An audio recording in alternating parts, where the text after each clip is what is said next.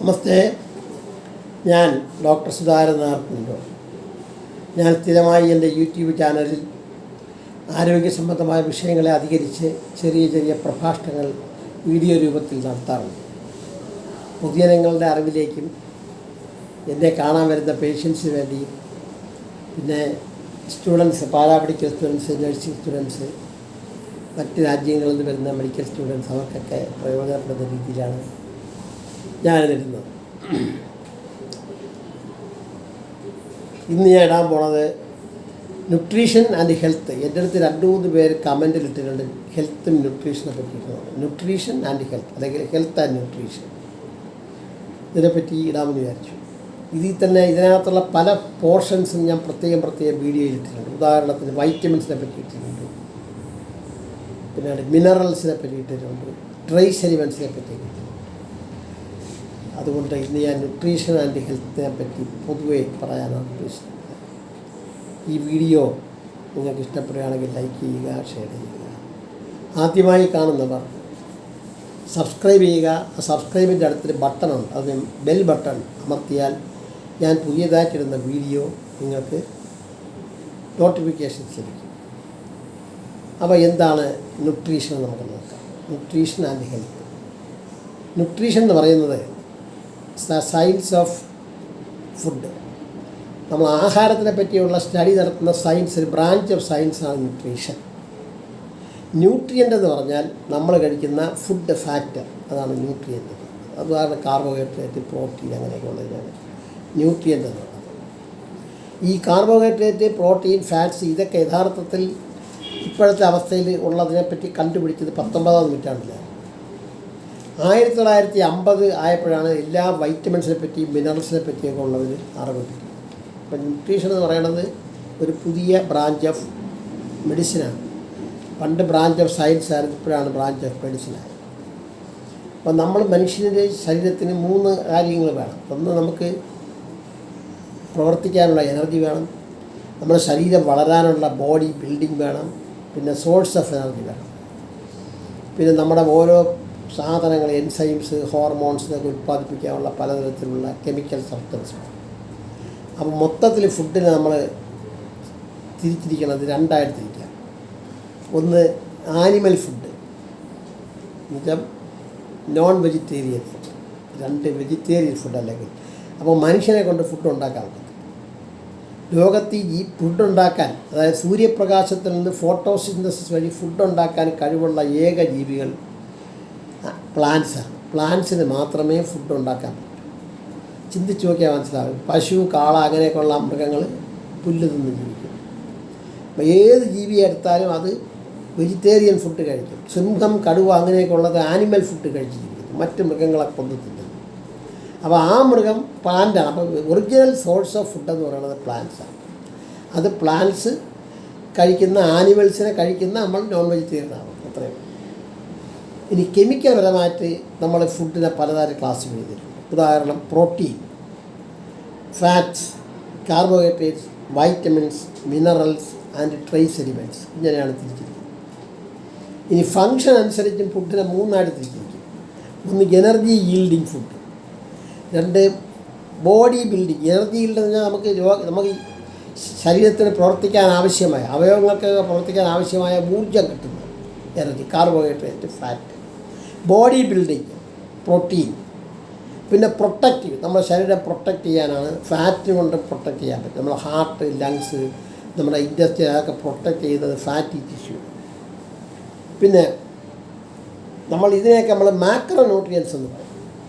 Macro nutrients കൊണ്ട് micro nutrient. Macro nutrients എന്ന് പറയുന്നത് പ്രോട്ടീൻ, ഫാറ്റ്സ് ആൻഡ് കാർബോഹൈഡ്രേറ്റ്. അത് ഒരുപാട് കഴിക്കണം. മൈക്രോ ന്യൂട്രിയൻസ് എന്ന് പറഞ്ഞാൽ വളരെ കുറച്ച് കഴിച്ചാൽ മതി. ഇനി നമ്മൾ എത്രമാത്രം കഴിക്കണം എന്നുള്ളതാണ്. പ്രോട്ടീൻ, നമ്മുടെ ആഹാര രീതിയും വെസ്റ്റേൺ കൺട്രീസിലെ, അതായത് ഡെവലപ്ഡ് കൺട്രീസിലെ ആഹാര രീതി കൂടുതലാണ്. അവരൊക്കെ കൂടുതൽ പ്രോട്ടീനും കൂടുതൽ ഫാറ്റും കഴിക്കും, കാർബോഹൈഡ്രേറ്റ് കുറച്ചേ കഴിക്കും. എന്നാൽ ഏഷ്യൻ കൺട്രീസ്, പ്രത്യേകിച്ച് ഇന്ത്യയിലുള്ളവരാണെങ്കിൽ കാർബോഹൈഡ്രേറ്റാണ് കൂടുതൽ കഴിക്കുന്നത്. പ്രോട്ടീനും കുറച്ച് കഴിക്കും, ഫാറ്റാണ് ഏറ്റവും കുറച്ച് കഴിക്കുന്നത്.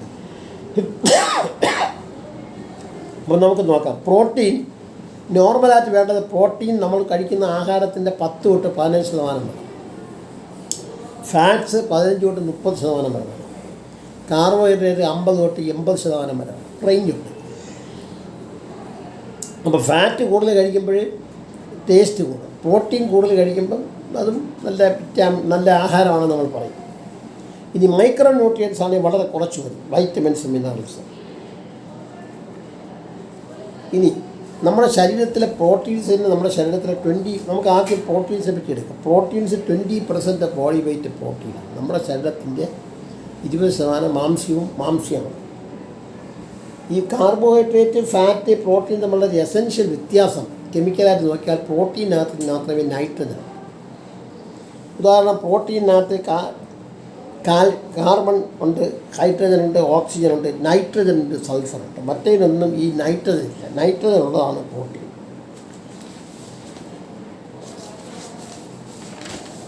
ഇനി ഈ പ്രോട്ടീൻസ് ഉണ്ടാക്കിയിരിക്കുന്നത് അമൈനോ ആസിഡ്സ് ഉണ്ട്.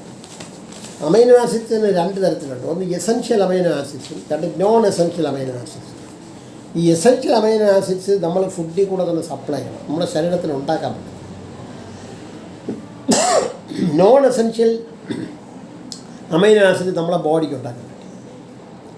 അപ്പോൾ പ്രോട്ടീൻ ഉണ്ടാക്കിയിരിക്കുന്നത് 20 അമൈനോ ആസിഡ് കൊണ്ടാണ്.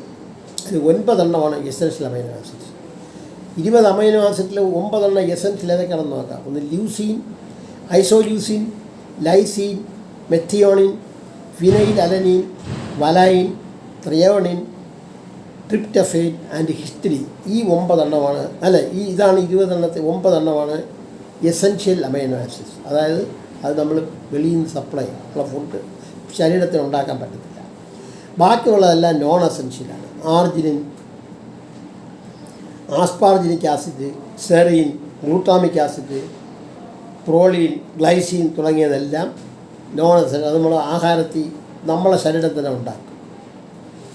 ഇനി നമ്മളൊരു ബയോളജിക്കലി കംപ്ലീറ്റ് പ്രോട്ടീൻ എന്ന് പറയണമെങ്കിൽ, ഒരു പ്രോട്ടീൻ കംപ്ലീറ്റ് പ്രോട്ടീൻ ആണെന്ന് പറയണമെങ്കിൽ ഈ 9 എസെൻഷ്യൽ അമൈനോ ആസിഡ് ഉണ്ടായിരിക്കണം. അതിനൊരു എക്സാമ്പിളാണ് എഗ്ഗ്. എഗ്ഗിനകത്ത് ഈ ബയോളജിക്കലി ആക്റ്റീവാണ്. ബയോളജിക്കലി പ്രോട്ടീൻ 9 അമൈനോ ആസിഡ് ഉള്ള ഒരു പ്രോട്ടീനാണ് എഗ്ഗ്. ഇനി നമുക്ക് ഈ പ്രോട്ടീൻസിൻ്റെ അല്ലെങ്കിൽ അമൈനോ ആസിഡ്സിൻ്റെ ജോലി നോക്കാം. ഒന്ന്, ബോഡി ബിൽഡിങ്. നമ്മുടെ ശരീരം വലുതാവുന്നതും എല്ലാം നമ്മുടെ ടിഷ്യൂ ഡെവലപ്പ് ചെയ്യാൻ വേണം.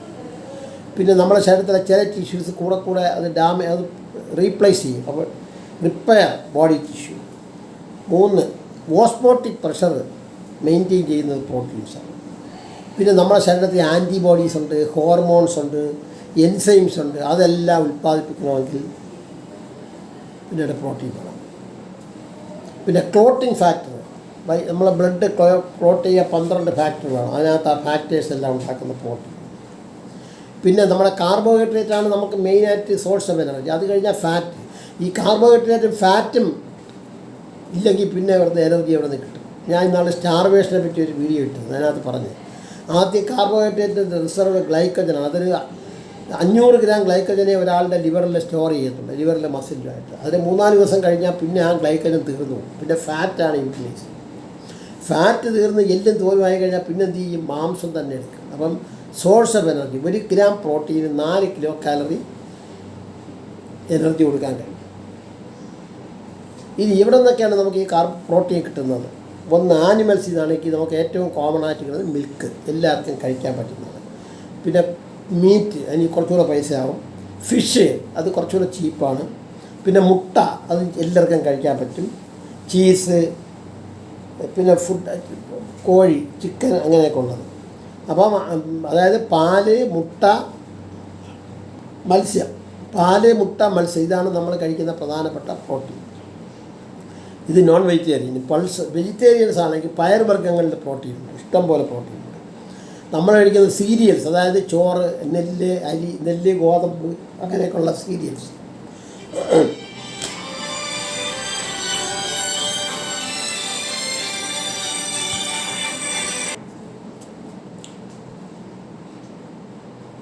മാത്രമല്ല പ്രോട്ടീൻ ഒരു റിക്വയർമെൻറ്റ്, ആവറേജ് ഒരാൾക്ക് വേണ്ടത് 1 gram protein per kilogram body weight.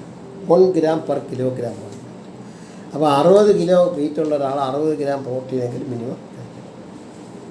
അപ്പോൾ ഈ ഡെവലപ്ഡ് കൺട്രീസിലുള്ള ആളുകളുടെ ഡയറ്റ് എന്ന് പറഞ്ഞാൽ അവർ പ്രോട്ടീനും ഫാറ്റും നമ്മളെക്കാൾ കൂടുതൽ കഴിക്കും. നമ്മൾ കൂടുതലും കാർബോഹൈഡ്രേറ്റ് കഴിക്കും.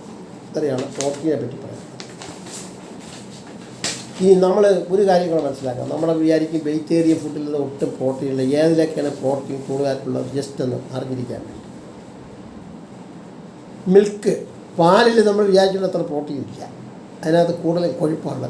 3.2 to 4.3 per gram per 100 gram. 100 gram പാലെടുത്താൽ അതിനകത്ത് 3.2 to 4.3 വരെയുള്ള. അത് പാലെന്ന് പറഞ്ഞാൽ പലതരത്തിലുള്ള പാലുണ്ട്. പശുവിൻ്റെ പാലുണ്ട്, ആട്ടിൻ്റെ പാലുണ്ട്, എരുമയുടെ പാലുണ്ട്, പിന്നെ ടോൺഡ് മിൽക്കുണ്ട്. ഇതെല്ലാം കൂടെ മിക്സ് ചെയ്യുന്നതുണ്ട്. അപ്പോൾ 3.2 to 4 അതാണ് റേഞ്ച് പറഞ്ഞിരിക്കുന്നത്. ഈ മീറ്റ്, ബീഫുണ്ട്, ബഫല്ലോ ഉണ്ട്, മട്ടനുണ്ട്, ചിക്കനുണ്ട്. അതിനകത്തൊക്കെ 18 to 26 അതായത് പെർസെൻ്റ് എന്ന് എഴുതിയാലും മതി. പെർ 100 ഗ്രാം 18 to 26 ഏറ്റവും കൂടുതലുള്ളത് മീറ്റിലാണ്. എഗ്ഗിലാണെങ്കിൽ 13 ഉണ്ട്. അത് ഫിക്സഡാണ്. 13 എന്ന് പറഞ്ഞാൽ എഗ്ഗെല്ലാം നമ്മൾ കഴിക്കുന്നത് കോഴിമുട്ട, താറാമുട്ടയിലൊക്കെ 13 ഗ്രാം, 13%. ഫിഷിലാണെങ്കിൽ 15 തൊട്ട് 23 വരെ ഉണ്ട്. ഡിപ്പെൻസ്. ഇതാണ്. ഇനി ഇത്രയാണ് നോൺ വെജിറ്റേറിയൻ കഴിക്കുന്ന ആളുകൾ. നമ്മുടെ നാട്ടിലുള്ള നോൺ വെജിറ്റേറിയൻസ് എന്ന് പറഞ്ഞാൽ അവർ പാല് കുടിക്കും. എന്നാൽ നോർത്ത് ഇന്ത്യയിലുള്ള ചില സ്ട്രിക്റ്റ് വെജിറ്റേറിയൻസാണ് അവർ പാല് കുടിക്കത്തില്ല, പാല് പോലും കുടിക്കത്തില്ല.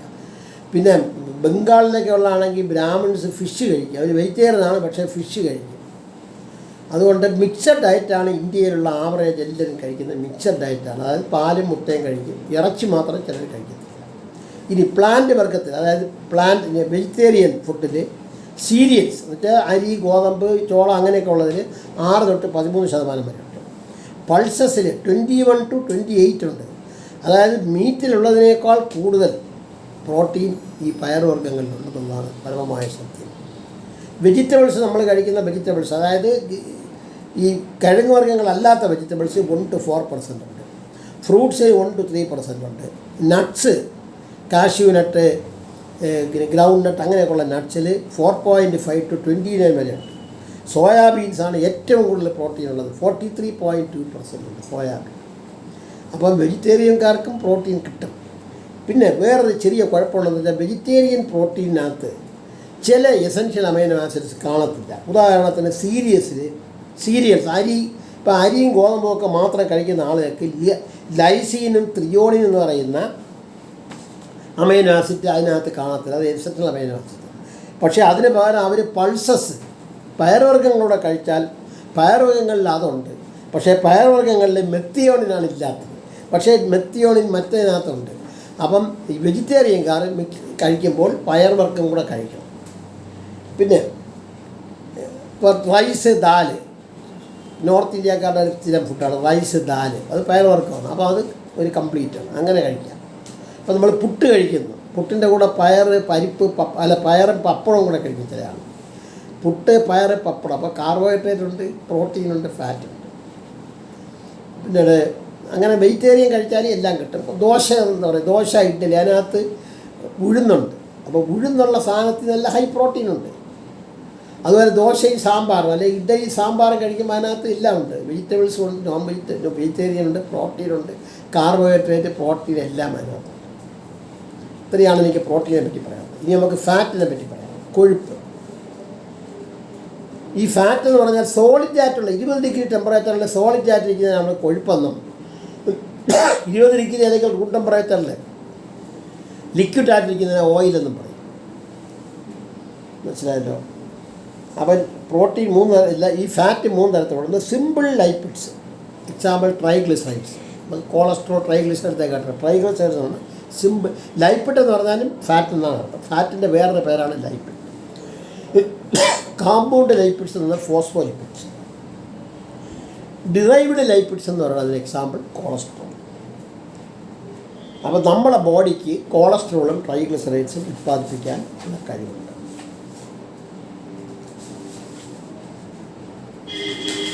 അടുത്തത്, ഈ 99% ഓഫ് ദ ഫാറ്റ് നമ്മുടെ ശരീരത്തിൽ സ്റ്റോർ ചെയ്തിരിക്കുന്ന അഡിപ്പോസ് ടിഷ്യൂ. അഡിപ്പോസ് ടിഷ്യൂ എന്ന് പറഞ്ഞാൽ നമ്മുടെ സ്കിന്നിൻ്റെ അടിയിലുള്ള ടിഷ്യൂ, നമ്മുടെ വോമൻറ്റത്തിൽ അങ്ങനെയൊക്കെയുള്ള. വോമൻറ്റം എന്ന് പറഞ്ഞാൽ അബ്ഡോമിനൽ പോലീസ്.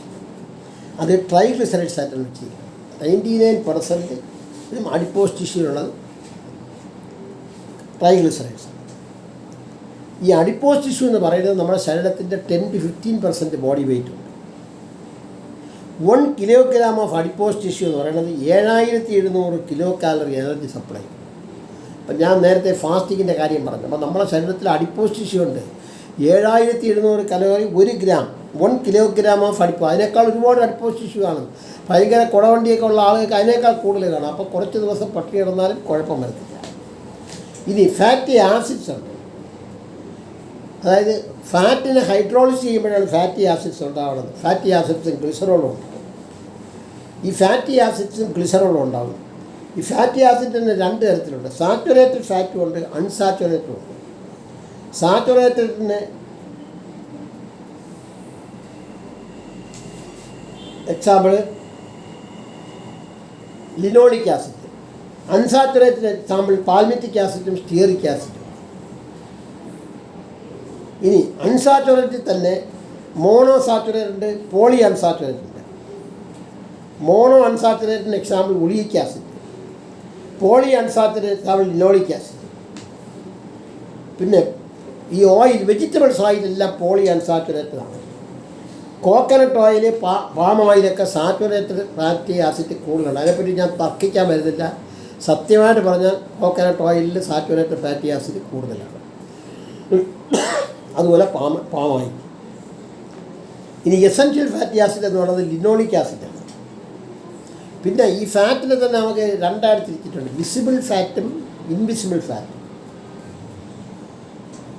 വിസിബിൾ ഫാറ്റ് എന്ന് പറഞ്ഞാൽ നമുക്കറിയാം, ഫാറ്റ് ഉദാഹരണം വെണ്ണ, അതിനകത്ത് ഫാറ്റാണെന്ന് നമുക്കറിയാം, കൊഴുപ്പ്.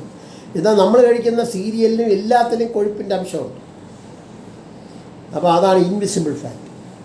ഇനി 1 ഗ്രാം ഫാറ്റിന് 9 കിലോ കാലറി എനർജി കൊടുക്കാൻ പറ്റും. 1 ഗ്രാം കാർബോഹൈഡ്രേറ്റിനും 1 ഗ്രാം പ്രോട്ടീനിനും 4 ഗ്രാം കൊടുക്കാൻ പറ്റുമ്പോൾ 1 ഗ്രാം ഫാറ്റിന് 9 കലോറീസ്, 9 കലോറി കൊടുക്കാൻ പറ്റും.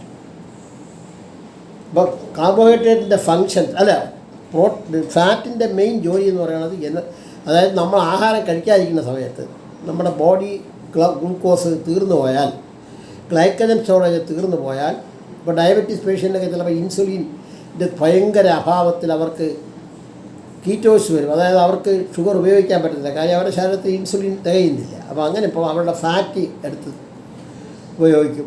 അപ്പം ആണ് ഈ അസിഡോസിസ് വരുന്നത്. പിന്നെ ഫാറ്റ് സോളബിൾ വൈറ്റമിൻസ് ഉണ്ട്, വൈറ്റമിൻ എ, ഡി, അതൊക്കെ അത് ഞാൻ പറയാം. അതിൻ്റെ വെഹിക്കിൾ ആയിട്ട് ഉപയോഗിക്കുന്നത് ഈ ഫാറ്റാണ്. പിന്നെ നമ്മുടെ വിസറെ സപ്പോർട്ട് ചെയ്യും. ഉദാഹരണം ഇൻഡസ്ട്രീനെയൊക്കെ സപ്പോർട്ട് ചെയ്യുന്നത് ഒരു ഒമൻറ്റോ എന്ന് പറയുന്ന സാധനമാണ്. അതിലെല്ലാ ഇൻറ്റേർണൽ ഓർഗൻസിനും കവറിങ് ഉണ്ട്, അതിനകത്ത് ഫാറ്റും കാണും. ഡെയിലി ഒരാളിന് ഒരു ദിവസം വേണ്ടത് 20 to 40 ഗ്രാം ഫാറ്റ് വേണം. 20 to 40 ഗ്രാം. ഇനി അടുത്ത കാർബോഹൈഡ്രേറ്റിനെ പറ്റി പറയാം. ഞാനിന്ന് മെയിനായിട്ട് കാർബോഹൈഡ്രേറ്റ്, പ്രോട്ടീൻ, ഫാറ്റിനെ പറ്റിയേ പറയുന്നത്. കാര്യം വൈറ്റമിൻസിനെ പറ്റിയൊക്കെ ഞാൻ നേരത്തെ ഇട്ടിട്ടുണ്ട്. 1 ഗ്രാം കാർബോഹൈഡ്രേറ്റ് 4 കലോറി കൊടുക്കും ഞാൻ പറഞ്ഞു, 4 kilo calories. Oxidation of fat ചെയ്യണമെങ്കിൽ ഓക്സിഡേഷൻ ഓഫ് ഫാറ്റ് ചെയ്താൽ കാർബോഹൈഡ്രേറ്റ് ഉണ്ടാകും. അതാണ് ഞാൻ പറഞ്ഞത്. കാർബോഹൈഡ്രേറ്റാണ് എനർജി കൊടുക്കുന്നത്. ആ എനർജി ഉണ്ടാക്കാൻ പറ്റും. ഫാറ്റിൽ നിന്ന് കാർബോഹൈഡ്രേറ്റ് ഉണ്ടാക്കാം, ഗ്ലൈക്കജനിൽ നിന്ന് കൺവെർട്ട് ചെയ്ത് ഗ്ലൂക്കോസ് ഉണ്ടാക്കാം. പിന്നെ ഈ നോൺ എസെൻഷ്യൽ അമൈനോ ആസിഡ്, ഞാൻ പറഞ്ഞല്ലേ, നോൺ എസെൻഷ്യൽ അമൈനോ ആസിഡ് എന്ന് വെച്ചാൽ നമ്മുടെ ശരീരത്തിന് ഉണ്ടാക്കാൻ പറ്റുന്ന അമൈനോ ആസിഡ് ഉണ്ടാക്കാൻ ഈ കാർബോഹൈഡ്രേറ്റ് വേണം. മെയിനായിട്ട് കാർബോഹൈഡ്രേറ്റ് കാണുന്ന 3 സോഴ്സാണ്. ഒന്ന് സ്റ്റാർച്ച് എന്ന് പറഞ്ഞാൽ ചോറ്, അരിയിലേക്ക് ഉള്ളത് സ്റ്റാർച്ചാണ്. സീരിയൽസ്, റൂട്ട്സ്, ട്യൂബേഴ്സ്, അതായത് ഉരുളക്കിഴങ്ങ്, ചേന, ചേമ്പ്, അതിനകത്തൊക്കെ ഉള്ള കാർബോഹൈഡ്രേറ്റ് സ്റ്റാർച്ചാണ്. പിന്നെ ഷുഗർ, അത് നമുക്കറിയാമല്ലോ, ഗ്ലൂക്കോസ്, ഫ്രക്ടോസ്, മാൾട്ടോസ്, ലാക്ടോസ്, അങ്ങനെയുള്ള ഗാലക്ടോസ്, അങ്ങനെയൊക്കെയുള്ള പാലിനകത്തുള്ള ഗാലക്ടോസ്. ഗ്ലൂക്കോസ് നമുക്കറിയാം, സൂക്രോസ് അറിയാം. സൂക്രോസ് നമ്മൾ കഴിക്കുന്ന പഞ്ചസാര, അതൊക്കെ ഷുഗേഴ്സ്. പിന്നെ സെല്ലുലോസ് എന്ന് പറഞ്ഞാൽ ഇൻഡൈജസ്റ്റബിൾ കാർബോഹൈഡ്രേറ്റാണ്. കാർബോഹൈഡ്രേറ്റിൻ്റെ ഈ തൊലിയൊക്കെ ഉണ്ടാകും. ചില പഴവർഗ്ഗങ്ങൾ, മാങ്ങയുടെ തൊലി, അതിനകത്തൊക്കെ സെല്ലുലോസ്. മാങ്ങയുടെ തൊലി നമ്മൾ കഴിക്കും, ചിലപ്പോൾ തൊലിക്കെത്താതെ മാങ്ങ തിന്നാമല്ലോ, അതാണ്. പിന്നെ ഇതിൻ്റെ സ്റ്റോർഡ് കാർബോഹൈഡ്രേറ്റിൻ്റെ പേര് ഗ്ലൈക്കജൻ എന്നാണ്. അപ്പോൾ നമ്മുടെ ശരീരത്തിൽ 500 ഗ്രാം ഓഫ് ഗ്ലൈക്കോജൻ വരെ സ്റ്റോർ ചെയ്ത് വയ്ക്കാൻ കഴിയും. പിന്നെ നമ്മൾ ഈ ഡയബറ്റീസും ഒബീസിറ്റിയൊക്കെ ഉള്ള ആളുകൾക്ക്, അമിതവണ്ണമൊക്കെ ഉള്ള ആളുകൾക്ക് ആഹാരം പറഞ്ഞു കൊടുക്കുമ്പോൾ അവരുടെ ഷുഗറുള്ള ആളുകൾക്ക് പ്രത്യേകിച്ചും ഗ്ലൈസീമിക് ഇൻഡെക്സ് എന്നൊരു വാക്ക് നിങ്ങളൊക്കെ കേട്ടിട്ടുണ്ട്. ഗ്ലൈസീമിക് ഇൻഡെക്സ് അതായത് ഇപ്പം നല്ല മധുരമായിട്ടൊരു ചായ കുടിക്കുന്നു, നല്ലൊരു പായസം കുടിക്കുന്നു, കുറച്ച് കഞ്ഞി കുടിക്കുന്നു. അപ്പോൾ പെട്ടെന്ന് ഗ്ലൂക്കോസ് റൈസ് ചെയ്യുന്നത് ഈ പായസം കുടിക്കുമ്പോഴും ഈ അമിതമായി മധുരമുള്ളത് കഴിക്കുമ്പോഴും. അപ്പോൾ അത് കാരണം അതിൻ്റെ ഗ്ലൈസീമിക് ഇൻഡെക്സ് കൂടുതലാണ്. അപ്പോൾ ഗ്ലൈസീമിക് ഇൻഡെക്സ് എന്ന് പറഞ്ഞാൽ വേറൊന്നുമില്ല, നമ്മളൊരു പദാർത്ഥം കൊടുത്തിട്ട് പിന്നീട് ഒരു 2 മണിക്കൂർ കഴിഞ്ഞിട്ട് അതിൻ്റെ, അതായത് 1.5 മണിക്കൂർ കഴിഞ്ഞിട്ട് അതിൻ്റെ ഗ്ലൂക്കോസ് ലെവൽ നോക്കും, ബ്ലഡിൽ സ്റ്റാൻഡേർഡായിട്ട് നോക്കാം. ഇപ്പോൾ ഉദാഹരണത്തിന് 50 ഗ്രാം ഗ്ലൂക്കോസ് കൊടുക്കുമ്പോൾ 2 മണിക്കൂർ കഴിയുമ്പോൾ എത്ര ഉണ്ടോ അതും, 50 ഗ്രാം ചോറ് കൊടുക്കുമ്പം എത്രയാവും. അപ്പോൾ അതാണ് ഡിഫറൻസ്. അതാണ്. അപ്പം ഒരു ഗ്രാഫ് പോലെ വരച്ചാൽ the area under 2 hour blood glucose response curve following injection of 50% of the carbohydrate. അതായത് 50% കാർബോ അല്ലെങ്കിൽ 50 ഗ്രാം കാർബോഹൈഡ്രേറ്റോ അല്ലെങ്കിൽ ആ ടൈപ്പ് ഓഫ് കാർബോഹൈഡ്രേറ്റ് കൊടുക്കുമ്പോൾ 2 മണിക്കൂർ കഴിയുമ്പോൾ ഗ്ലൂക്കോസ് ലെവൽ നോക്കുന്നത് കർവ് ഉണ്ടാക്കണം. അപ്പോൾ പെട്ടെന്ന് ഷുഗർ കൂടുന്നത് കൊണ്ട് പതുക്കെ കൂടുന്നതുകൊണ്ട്. അപ്പോൾ അതാണ് അതിൻ്റെ ഗ്ലൈസീമിക് ഇൻഡെക്സ്. അപ്പോൾ ആ ഗ്ലൈസീമിക് ഇൻഡെക്സ് കൂടുന്ന പ്രശ്നങ്ങൾ, അതായത് പെട്ടെന്ന് ഷുഗർ കൂടുന്ന ആഹാര പദാർത്ഥങ്ങൾ ഡയബറ്റീസ് പേഷ്യൻ്റ് കഴിക്കാൻ പാടില്ല. കാര്യം അവർ ഷുഗർ ഷൂട്ടപ്പ് ചെയ്യും. പതുക്കെ ഷുഗർ കൂടുന്ന പദാർത്ഥമാണ് ഗ്ലൈസീമിക് ഇൻഡെക്സ് കുറവ്. എക്സാമ്പിൾ പറഞ്ഞുതരാം.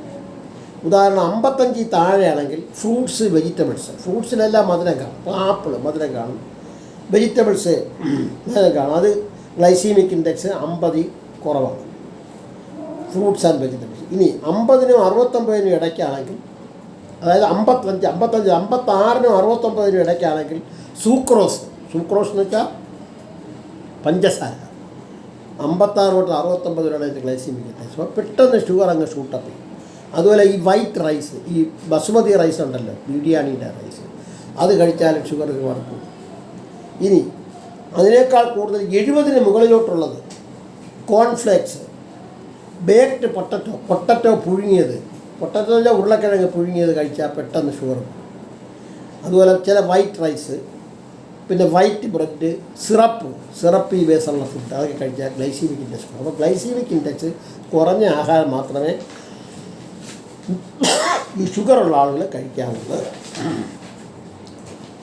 ഇനി ഇതുപോലെ തന്നെ വേറെ ഇമ്പോർട്ടൻ്റ് ആയിട്ട് ഈ അടുത്ത കാലത്ത് കണ്ടുപിടിച്ചൊരു സാധനമാണ് ഡയറ്ററി ഫൈബർ.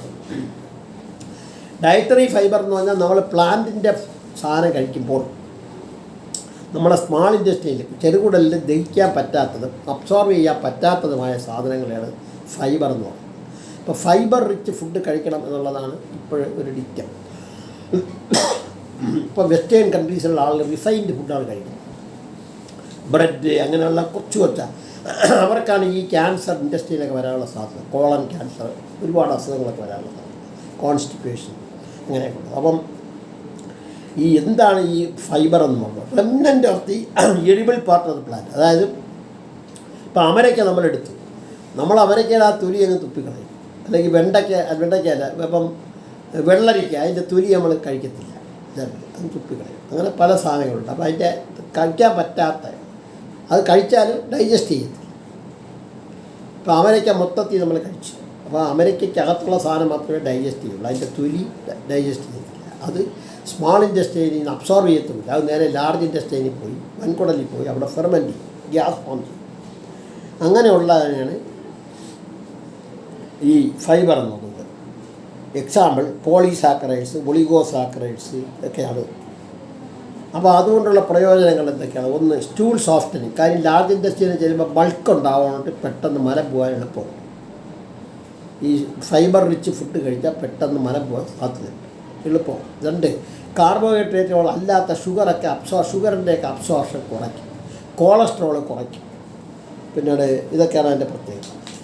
അപ്പം ഫൈബർ റിച്ച് ആയിട്ടുള്ള ആഹാരം കഴിച്ചാൽ നമുക്ക് ബൾക്ക് ഫീസസ്, അതായത് മല ഒരുപാട് പോവും, നമ്മുടെ ദഹനത്തിൻ്റെ അതിനുള്ള ഈ അബ്സോർപ്ഷൻ, ഷുഗറിൻ്റെയും കൊളസ്ട്രോളിൻ്റെയൊക്കെ അബ്സോർപ്ഷൻ കുറയ്ക്കും. അതുകൊണ്ട് പിന്നെ ക്യാൻസർ ഇൻഡസ്ട്രീനെയൊക്കെ പ്രിവെൻറ്റ് ചെയ്യും, ഇൻഡസ്ട്രിയിൽ കൂടെ ജോലി കൊടുക്കും.